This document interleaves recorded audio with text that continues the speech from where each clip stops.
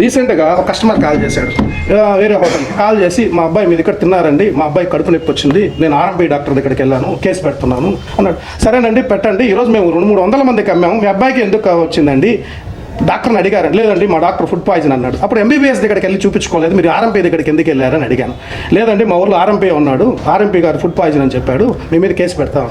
సరే సార్ పెట్టండి అని చెప్పాను. సార్ మీరు ఎవరైనా కనుక్కోండి, ఆ హోటల్ యొక్క గొప్పతనం, ఆ హోటల్ ఎన్నో సంవత్సరాల నుంచి ఉంది, ఎన్నో సంవత్సరాల నుంచి వాళ్ళు అడుగుతూ ఉన్నారు, కానీ మీకే ఎందుకు వచ్చింది సార్, ఇన్ని సంవత్సరాలు ఎవరికి జరగంది అంటే, లేదండి మేము కంప్లైంట్ పెడతాను మీరు అన్నారు కదా అని చెప్పి మళ్ళీ ఫోన్ చేసి ఒక గూగుల్ రివ్యూస్లో, మామూలుగా రివ్యూస్ అంటే అది ఎంత పెద్ద సినిమాకైనా కానీ, ఒక హోటల్కైనా, మాల్కైనా, దేనికైనా సరే 5,000 రివ్యూస్ ఉన్నాయనుకోండి, ఒక పొలిటీషియన్ మీద అయినా సరే ఒక బ్యాడ్ రివ్యూస్ 2 ఉంటాయి.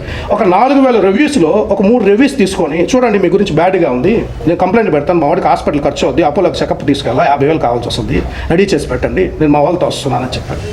ఇటువంటి వాళ్ళ మీద మేము అసోసియేషన్ తరపున ఎస్పీ గారికి, కలెక్టర్ గారికి వినతి పత్రం ఇద్దాం అనుకుంటున్నాం. ఈసారి ఎవరైనా జొమాటో, స్విగ్గీలో ప్రైవేట్గా కానీ అనవసరంగా కంప్లైంట్లు పెట్టి బ్యాడ్ చేయాలనుకుంటే, మేము తప్పు చేశామంటే శిక్షించండి. మేము తప్పు చేసామా, ఇప్పుడు మీరు పేపర్గా స్టేషన్కి రండి, మీ దగ్గరలో ఉన్న స్టేషన్కి వచ్చి కంప్లైంట్ ఇవ్వండి, మా మీద అలాంటి హోటల్లో మీరు చేసాం, మాకు హాని జరిగింది, మాకు ఆరోగ్యం దెబ్బతింది, కంప్లైంట్ ఇవ్వండి, ఎఫ్ఐఆర్ కడతారు, ఫుడ్ డిపార్ట్మెంట్ వాళ్ళు వస్తారు, వెరిఫై చేస్తారు, వెరిఫై చేసి మమ్మల్ని శిక్షిస్తారు, లేకపోతే మా హోటల్ సీల్ చేస్తారు. అంతేగాని మీరు ఊరికే పెట్టేసి షేర్ చేస్తూ ఉంటారు.